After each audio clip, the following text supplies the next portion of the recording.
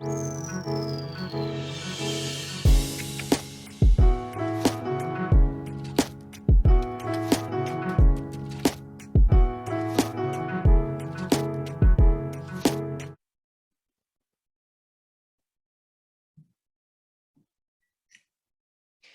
morning, happy Monday, and welcome to the 28th episode of Coffee Talk Live. This is the show where my guest and I explore what it means to live a sustainable, healthy lifestyle as mothers, as women, for ourselves, in the home, and in the community. I'm your host, Connie Pastorius, founder of Pastorius Fitness, which is online coaching for overwhelmed, busy moms who are ready to get stronger, gain energy, reclaim their health and their lives. I'm also the woman in charge here in the Strong as a Mother, Happy and Healthy Living Facebook group, which is the village for moms to feel heard and supported so they can live happy and healthy lives while raising happy and healthy babies. So for those of you watching live with us, drop a 1 or a good morning. If you're catching the replay, drop a 2. And either way, please don't be shy. I want to hear your thoughts on these conversations. So if you're also watching later on YouTube, click the link in the description of this video to join this amazing community of busy, healthy-minded moms just like you. So let's get to today's conversation. My guest today is a health and fitness coach who helps people over 40 lose weight and get fit. He also is the host of the 40 Plus Fitness Podcast, which is the longest running and largest health and fitness podcast for people over 40. So please welcome to the show, Allan Misner. Good morning, Allan.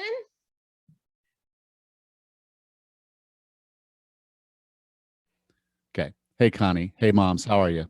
Hey, good morning. It is so good to see you. You're in sunny Panama, correct? Yes. Yeah. Bocas del Toro, Panama. Caribbean life without hurricanes. Oh wow, that's a great selling point. Oh my gosh. So Allan's the reason, probably 50% of the reason why I have this talk show right now, because I wanted to start something, have a better presented conversation about, healthy living for moms. And he helped me basically start this from scratch. So a little extra kudos and thank you to you, Allan, because you know exactly what you're doing. Yeah. Well, you're rocking this, Connie. So just keep being you.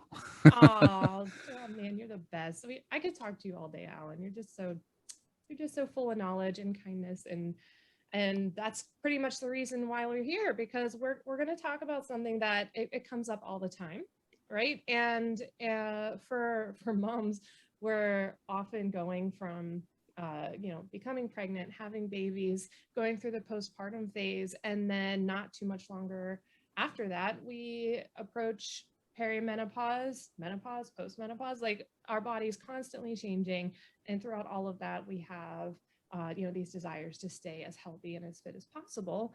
And that's what you're here to chat with us about. But before we go into that, what's in the cup today, Allan? I know you're in the same time zone as me. Yeah. This is water. I do have some Mitopure in it. It's a new sponsor. I'm testing out some of their product to see if I like it. And so far, so good. What is it? Tell us a little bit. It's basically a food product for your mitochondria. And so it's basically mitochondria are the engines in our bodies. Every cell has this mitochondria, and the mitochondria are basically the engines that make us move, that make us have energy, that make us feel good. Everything that goes on in our body, it needs the mitochondria running right, and this is fuel. Oh, yeah. Okay, so to quiz you a little bit more, what is the primary energy source of mitochondria then? Well, typically it's ATP. And so this is some of the precursors for that. I haven't gotten deep into the science because I just signed these sponsors and my product just arrived on Friday. So I'm just getting into it. I want to taste it and take it for a couple of weeks and then see how it feels. And then I'll write the ad copy. But I haven't really dove into the science yet. But there's a lot of big names backing this company. So it's pretty promising. That's really cool. And I can't wait to hear your review a little bit later on. Classic coffee, the original energy source for tired moms everywhere.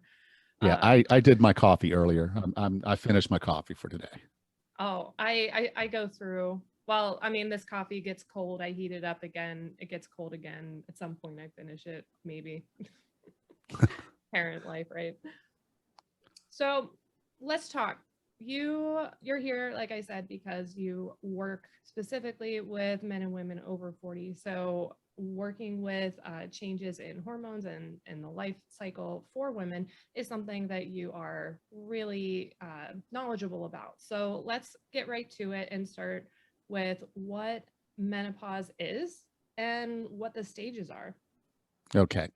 So you probably remember going through puberty when you started changing your hormones in your body. And so that basically the changing of hormones in your body affected you to a point where then you were able to bear children. So getting into a point where you're able to bear children is a series of hormones which are just communicating in your body. When we go into when you go into menopause, basically what's happening is a similar thing. It's just almost a reversal of it. Some of the hormones that you need to be childbearing, progesterone and estrogen, those stop being produced. And they don't just stop. It's not like a switch. It's similar to, when you went through puberty, it was a series of a few years.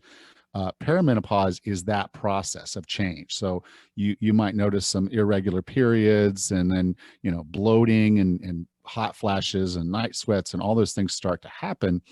But it's not considered menopause until you've gone an entire year without a period. So if you notice some irregularities in your period and you're over 35, that might be the beginning of perimenopause. So that sounds like, I mean, bloating, irregularities, that sounds like it could also just be other environmental factors or stress factors. So Absolutely. So there's typically not a diagnosis, if you will, of perimenopause. If you happen to be particularly over 40 and you go into a gynecologist and you notice irregular periods, they'll still do their standard inspection. They'll do the work, but a lot of times they'll just tell you it looks like this is the onset of perimenopause. mm-hmm. And it can last up to 10 years. So, it doesn't mean that you can't have children or that you won't still go through those things. It just means that things are starting to change, and those irregularities in your hormones, predominantly progesterone and estrogen, is going to cause this. Now, another way that you can go directly into menopause is if you have a full hysterectomy, where they also take the ovaries. So if you've gone through and had some problems and you get a hysterectomy, a full hysterectomy where they take the ovaries, then you're effectively in menopause. It's been induced because of the hysterectomy. Right.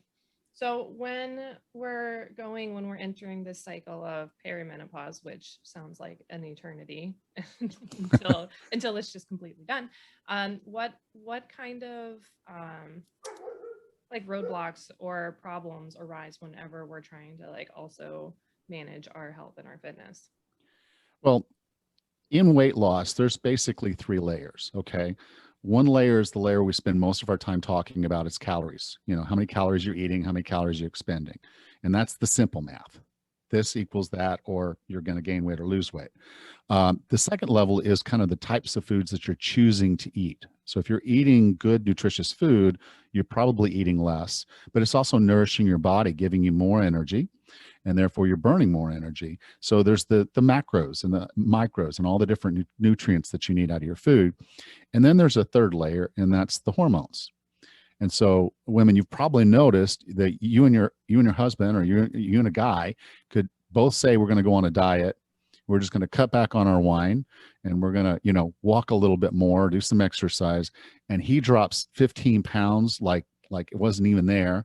And you're struggling to lose the weight. And that's the difference in hormones. Testosterone, which men have a lot more of, you do have some, but we have more, gives us that competitive advantage.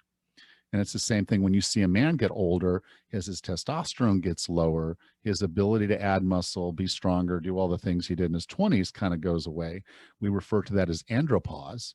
It's not nearly as drastic as what women go through with menopause, but your estrogen levels are changing, your progesterone levels are changing, and in general, they're going down. So that's energy loss, that's fat gain, And in many cases, it's fat gain in a way you don't really want it. Most women are going to gain weight in their hips and their bosoms, and that gives them that nice hourglass look when, when they're filled out. But then when you get into menopause, you tend to gain the weight in the same way that a man does and put it on your belly. So you might notice a little pooch starting to form as you start to go into perimenopause, because your estrogen levels are going down, and that switches where your body likes to store that fat. That's really interesting. So where classically women would store fat around their reproductive organs, it changes, and now they're Yes. just storing it around all of their organs, like Yes. stomach, liver, everything that's just like a man. And that's why, just like a man, the biggest killer for women is heart disease, and a big confounder of what's causing heart disease is belly fat around the organs. Mm-hmm. So then let's complete this this timeline and talk for a second about once women hit menopause and once their cycle completely stops, like what does that look like as far as managing their health and managing their fitness and hormones? Well, as you're going through that, unless you choose to do hormone therapy, and that is an available tool to help with menopause, so that you don't go through a lot of the changes that women would go through. There's particular windows, and I don't want to get into the diagnoses and all of that. You can talk to your doctor about it, but there's a particular time right before you get into menopause that you would want to start that kind of work. But if you're not doing that, then basically what you're going to notice is predominantly one of the first things you'll notice again is the periods being more erratic, and then starting to go away. You'll have hot flashes and night sweats. And that's one of the other biggest common denominators most people are going to experience. And that's when they know something's going on. It's like, why am I laying here in the bed sweating when it's so cold? And, normally I would argue with my wife, I want the temperature set at 63, and she wanted it at 73. And so we would compromise and put it at 73. And then, now she wants it colder in the room because she goes through some night sweats.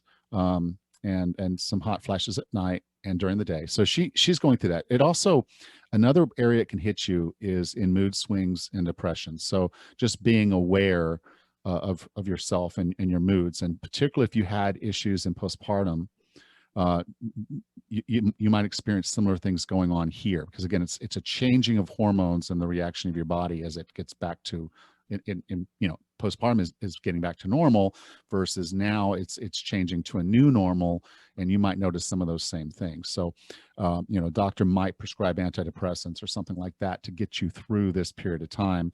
And then the other is just weight gain. You'll notice that your energy level is probably lower, and when you're gaining the weight, you're not gaining it in a way that you really want it, and you're not losing it in the order which you want to lose it. So you're trying to lose some weight, and you notice you're losing your hips and you're losing your boobs, but you're not necessarily losing your stomach like you might want to. Yeah. So it sounds like an uphill battle for us ladies. And I remember, like, the one thing I hated, I want to say hate's a strong word, but the one thing I disliked the most about being pregnant was the complete lack of control of what was happening to my body. And it sounds like we have maybe a small window between having babies and going through this next change where we have more control. And then it's out of our hands to an extent. So, and I feel like this might be kind of answering like the next question, but why we should care about knowing about these things. There's moms in the group from their 20s up through their 60s. So what are the biggest reasons to equip ourselves with this knowledge about what's going through our bodies? Yeah, it could be very quickly. Like I said, some people will start as early as 35. Some don't start until they're in their mid 50s. So you may have a long reproductive window, a very long reproductive window, but then yes, eventually it's going to come. And in short of hormone therapy, you're going to stop having periods. You're going to stop a lot of things. And you're going to start to gain some weight and have some energy issues. So the first thing, and this is probably the most important, is just being aware of your normal. It's not that you have to track everything, but just if you start feeling different, if you start, noticing that you're not sleeping as well, the fatigue is there, your periods are starting to get irregular, just being aware that that's happening, so you can have the discussion with your doctor. Getting into your doctor and having these discussions is really, really important for you to advocate for the best care as you go through this. It's not something to ignore. Also, around this time is when a lot of the issues around disease start to pop up, cancers, heart disease, things like that. So just paying attention to your body and the messaging that it's giving you as you get into this age is really, really important. Most women will put on some weight. So if you're already at a healthy weight and you're already generally fit, you're starting from a better place. You've got a better foundation. So, if you're already a little overweight and then you start adding weight, well, now you're much more overweight. So you can get into the overweight and the obese categories, and that puts you at risk for diabetes, heart disease, cancers, that type of thing. So getting healthy and fit now, it should be number one on your agenda. If it's not, then you're setting yourself up thinking, oh, I'll do it tomorrow. I'm a busy mom, so I'll wait till they go to kindergarten. And then when they get in kindergarten, you still don't do it. So do it now. Get yourself in shape now, because this is the time. We saw through COVID that the people who were having the most problems were the ones that were already generally sick. And so getting yourself healthy and fit now is going to put you in a better position to get through this. And then the last bit of this is just educate yourself. Much like, I know some women go through puberty with no education whatsoever, and it's like this, what the heck is happening to me conversation every day. This will be similar if you don't take the time to get educated. I do want to recommend a couple books. I interview authors all the time. I've interviewed over 300. I make a point every year to talk about this issue. And yes, this is an issue for moms, but I consider it an issue for everybody, because I can tell you, if your significant other is going through something, you're going through it too. So the more you know, the better. My favorite book is by Dr. Aviva Romm. It's called Hormone Intelligence, and it's not just a menopause book. It's an overall women's health book. It is one of the most comprehensive and well-written books I've ever read on the topic. So Hormone Intelligence by Dr. Aviva Romm is my favorite women's health book. And then Menopocalypse by Amanda Thebe is just what she saw was, again, there really wasn't anybody out there that was just kind of saying, this is abnormal, but it's normal. It's like, this is not fun. This is no one's giving me any information or enough information about what I'm experiencing on the inside. So, menopause, as much as what's physically happening to you, you're going through other things in your head. You're questioning a lot of things, and just the mood swings and all that added make it a very tough time for a lot of women. A lot of women go through divorce during perimenopause because they're not feeling attractive, and they're causing some issues in their relationship, and they're upset about it, so they're not doing the things necessary to stay in that relationship. So a lot of relationships end during this period of time. So Amanda's she's got a tribe together, and the book's called Menopocalypse. It's hilarious. She's a wonderful woman. She's really cool. Go check those two women out, because I think the two of them together give you kind of the science, the doctor, this is what's happening, and then on the other side, this is all the stuff, and she's gotten together a really good tribe of people to talk about menopause. And so it's been a good opportunity for a lot of women to, is this normal conversation in a comfortable place, because sometimes you don't know that, and your experience might not be the same as your mother's. So your mother might have gone through it when she was 50 and been done with it in 5 years, and she's just fine, and you might start earlier, start later. Your experience might be entirely different. Yeah. Oh my gosh. Yeah. So you said a couple really important points that I want to get back to. First of all, mentioning that when COVID played out, still playing out, that the people with the comorbidities who are already diagnosed or having these problems, these health problems, were the ones that were more likely to experience a more severe reaction or response. And what was funny to me is that somebody mentioned they were, ranting about, vaccines or whatever. And they were saying like, nobody ever says anything about just eating a healthy diet or just exercising. It's all pushing these vaccines. And I'm standing there like, hey, we've been trying to tell you for a long time now. And the idea of looking at your health and your exercise routine as a proactive approach to, improving the longevity and the quality of your life, and not just focusing on like how your body looks right now, what happened to it when you had your babies, and getting back to that version of you, but seeing the food that you eat and the movement that you do as a way to um, just set yourself up for the rest of your life being so much easier and so much better. So that was a really cool point. And the other thing you brought up was educating ourselves. And I'm not going to pretend that I know a lot about menopause. I've been elbow deep in, the postpartum part of women's lives, like having the babies side of things. So that's why I was really excited to talk about this, because there's not a semester in college or in high school where they talk about this, because like we don't need to know about it right now, right? But Yeah. the more that we learn from trusted resources about what is actually going on in our bodies, the less the less chances or the less situations we'll get in where we just assume that it's our diet, right? And then we have to just, stop eating the carbs or stop eating the fat and just go with the solutions that we think works. And I really love the idea of like empowering ourselves with quality knowledge before this stuff happens, because I feel like it's never a good thing to have something be happening to you and then you just Google it and hope that you land on the right answer, right? Yeah. Yeah. The concept, that I was talking to another author about this about a week ago, and her concept was be your own best friend. Be your BFF. And because you are going to be with yourself for the duration.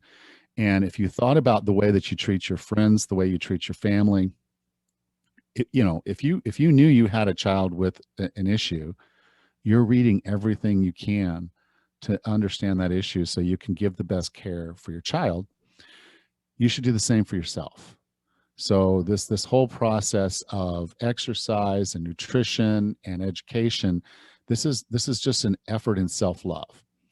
And if you will do that, and you will be good to yourself, you're going to do the right things. If you're fatigued and you're not feeling well, that's not necessarily the best time to go push some killer hit workout, that you were supposed to do. It might just be a good day to walk in the park. um, you know uh, don't stress out about having a slice of pizza or a brownie at an event.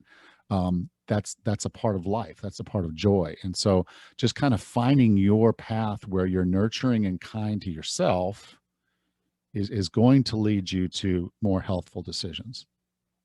I couldn't agree more, Alan. And being your BFF it's such a cool idea, because when I'm with my clients and they're having all these self-deprecating, comments about themselves, and we have that conversation of like, would you say that to your best friend? Would you say that to your, kid? Or would you say that out loud if they're just like the things they talk to themselves inside their head?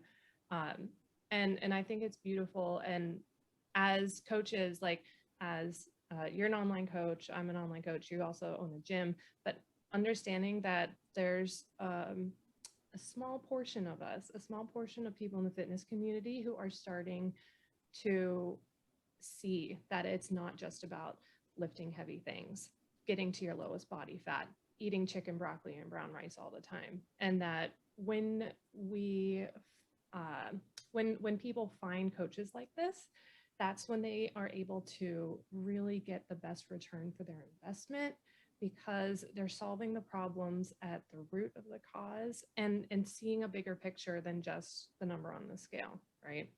And I Yeah, think I that's I had a client recently. She was 58 years old, and we were on the first call, just a discovery style call. And she said, I don't think I can lose weight. She said, I think I'm just destined to be a fat woman. And I said, no. I said, no. I said, come on, let me show you a few things. Okay, within the 12 weeks that I run my basic program, she had lost 27 pounds. And then she signed on for another 3 months and she lost the rest of what she wanted to. She lost a total of 41 pounds. And that's not everybody, but it's just to recognize that a lot of what is missing is that self-care. It is that not trying to just go out of the gates blaring and running and doing all the stuff and then trying, like you said, the broccoli and chicken every day. That's, that's not life and it's not sustainable. And so what we were looking for was what was sustainable for her, what gave her energy and made her feel good, what kind of movement did she enjoy doing, and how do we incorporate that in our daily lives so that it's just something that's there. It's not, you don't think of it like, if I say, well, I'm gonna you don't brush your teeth like it's a chore. You just, well, brush my teeth. You just wake up in the morning or before bed or whenever you do that. It's just become a habit. It's just become a thing. It's a part of how you live your life. You either make your bed first thing in the morning or you don't. You're either a bed maker or not. But you make the time to make a bed if you're a bed maker, because that's who you are. And so just think of all the little things that you do that are just automatic and you don't even think about it anymore. And that's how health and fitness should be for you. If you can make it that way, then you have built a sustainable lifestyle. And it's the people with sustainable lifestyles that have the fewest problems in health, life, and everything. And it's just effortless, right? Yeah. Or the effort's minimum because we're not constantly like resisting or trying to do something that we have this like internal resistance towards. Yeah. And And then again, with that love, if you're supposed to pick up your kid at 4 o'clock, guess where you are at 4 o'clock? You're there. If you're supposed to go to the gym because that's on your plan and you love yourself, guess where you are at that time? It just becomes an appointment. It just becomes another thing that you just do. You don't think about it. And in many cases, what I've found is once someone starts a movement process that they love, they just keep doing it and they love it even more. And then they think of themselves as that person. And you'll hear it like, talk to someone who runs all the time. They'll call themselves a runner. Okay. They'll call themselves a runner. Talk to someone who lifts weights and they'll tell you that they're a weightlifter. And so, and anyone that goes CrossFit, you absolutely know what they're going to tell you, what they do. that it's just okay. Well, that's a tribe, and it's a tribalism, and it has a purpose. It has a purpose. And so find your thing. Find your thing. Now, you need to do the balance stuff because you don't want to just be a runner. You want to do some strength training, some balance training, some mobility as well, but find the things that bring you joy and do more of that. Yeah. And speaking of, working out and exercising, there's a question from a mom in the group. Shell said that she's heard that you should add more weight training and heavier weights as you get older. What do you suggest? Because she's been trying to do an equal amount of cardio and body weight / lifting. Okay. I'm in the camp, well, maybe my own camp. I don't know. I think other people are there. Is that fitness is not a look. It's not how much you can lift. It's not how fast or far you can run. Fitness is being fit for task. And if your task right now is being a great mom, it means keeping up with your toddlers. It means being able to pick them up and carry them away if you need to. It means a lot of things, but fit for task just means that you're fit to do the things you want to do. So you're not hurting your back when you're picking up your kid. You're not, twisting or damaging yourself when you're trying to catch up to them because they're running for the street corner. You're able to keep up with them. You're able to get on the floor and play with them. You're able to get back up. You have the energy to live the life, the day that you have to live. That's how I view fitness. So it's not that you need to lift more. It's just, I think a lot of women, unfortunately, have been taught not to lift heavy at all because you'll get huge. You'll get swole. You'll be the She-Hulk if you lift heavy. It's not true.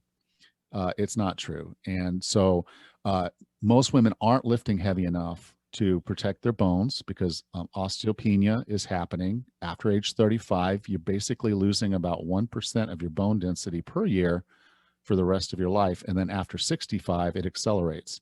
So if you're not doing something to maintain muscle mass and bone density, it goes away. And so you do need to be lifting with resistance that's sufficient enough to stimulate the muscles and stimulate the bone to stay, to be there for you. Use Some it or lose cases add a it. little more. Yeah. Some cases add a little bit more if you don't have enough. Uh, the cool thing about muscle is that it's more bioactive than fat. So if you have more muscle, your body's burning more energy each day just to maintain that muscle. It's very expensive stuff to have on your body. So your body uses a lot of energy to keep it there, provided you're giving it the exercise and stimulus it needs to stay there. So if you've been doing the Barbie workout because you were afraid that you were going to, put on all this huge muscle, then yeah, I would say start trying to ramp up the heavy, get a little heavier. Do some heavier, more compound full body movements. Those are going to go a long way. So we're talking about squats, bench press, pull ups, or lat pull downs, rows, just that kind of stuff. Even the leg press. Love the leg press. Yes, I But love the leg extension. It really gets the knees there. That's my I favorite. I'm very leery of the leg extension because you're putting a lot of stress on your knee. And I can't really come up with a functional reason why you would ever want to kick something hard like that. So again, fit for task. I agree what you're saying. You're getting a very good isolation of your Mhm. quadriceps. So if you were trying to be a bodybuilder and there's basically four muscles in there, four pieces, that's why it's called a quadricep. If one piece was lagging from the others, then you might do leg extensions to try to grow that. If you've injured your knee, you might notice that a physical therapist will often have you using a leg extension as a means of re-strengthening some of the tendons and ligaments around the knee. But in a general sense, it's a kind of a show me kind of thing. It's like bicep curls. There's you're not going to curl much weight, and you use your biceps for so many other exercises. I don't typically do much isolation on biceps or triceps with the clients I'm coaching. But yes, if you're not lifting heavy, it's time to start putting some resistance on it. But you also don't need to worry about breaking a world record. Mhm. Being able to deadlift your own body weight is a good core understanding that you're strong enough. Being able to squat, probably somewhere around 3/4 of your body weight is probably good enough. And being able to bench press, maybe half of your weight. Those are all kind of good benchmarks to say that in general, you're as strong as you probably need to be. And then overhead stuff, just be careful with that. A lot of us already have impinged shoulders and issues with our shoulders. So think about it. What's the heaviest thing you're ever going to have to put over your head? It's probably a jar of pickles, or maybe your luggage in the overhead of an airplane. So just be thinking in terms of get strong enough for those things, but be lifting for the bone density and the muscle mass. Yeah, and I think that's a really important message to manage your bone density, as even as you go into your postpartum phase as well. So talking to younger moms, I had a stress fracture in my sacrum, a 2 centimeter stress fracture, because I was training for a half marathon and breastfeeding at the same time, and I didn't have enough foundation of bone density, plus with breastfeeding and losing my calcium faster than I wanted to. So that's a little misstep on my behalf, but how important it is to keep doing this, keep just even if it's just a little bit more than walking, a little bit more than you did before, just to keep building, keep maintaining, and those muscles are they're gonna burn the calories for you. They're gonna give you the figure that you want. All the vanity stuff that we do want, and we're entitled to feel good in a bikini. Yeah. It's just gonna just be a byproduct of taking this proactive approach to our health. So to kind of like wrap up and summarize, what do you think would be one first step that women listening today can do to start preparing themselves for this phase of life? treat yourself like you treat your best friend. Be kind, learn what you need to know to be that friend. And when you catch them talking bad about themselves, turn that into a positive message, get them off of that. So if you're talking bad to yourself, turn it around. Words like always, never, can't, they should probably leave your vocabulary forever, because they don't serve you. They don't make you better. So just recognize that you do have all the control in the world over what you eat, the movement you make, and what you think. And so control that, manage that like you would for your best friend. That's perfect. And I was hoping you would come back to that because it's probably the best piece of advice I've heard in a long time. So cheers to an awesome conversation today, Allan. Absolutely. And tell us what folks listening can do to get in touch with you, or what do you want to share with them or let them know about? Okay. Well, the 40 Plus Fitness podcast is on pretty much anywhere you listen to podcasts. It's out there everywhere. Amazon, iPhone, Google, anywhere you listen to it, I'm out there. So you can look up the podcast, and even though it is for people over 40, the guests I bring on are awesome, and you're going to learn a lot about health and fitness that you'll be able to apply even maybe 20 years later. But other than that, I do have a Facebook group. You can go to 40plusfitnesspodcast.com/group, and that'll take you to my free Facebook group. It's an awesome community. There's over 1,600 of us now. I share challenges every week. I share all kinds of cool information, clips from the show. I do a Facebook Live every Tuesday night to talk about that week's show. So it's a really cool group of people that are all working to get themselves healthy and fit. And this is not the kind of fitness group where everybody's showing selfies or, of being in the gym, and they're showing their Flex Fridays and all that other kind of stuff that you see on Instagram and Facebook. This is a group of people that are looking at health and fitness from a holistic longevity perspective, and we're there to support each other. Yes. Everyone go hang out with Allan because he's amazing, and then go book his Airbnb in Panama because it's paradise. And you can hang out with Allan. Thank you so much, Allan. It has been an absolute delight, and I can't wait to talk to you again. You are just chock full of knowledge. Please come back and hang out with us some more. So let's keep the conversation going in the comments. I would love to hear your takeaways and answer any questions that you might have. Me and Allan are pals, so if you have more questions, I am happy to connect you to. And please remember, invite your moms to the group and like, share, and subscribe. And be sure to click that link to join the Strong as a Mother community because I can't wait to meet you. Until next week, stay strong, stay caffeinated, and I will see you in the group. Cheers. Bye.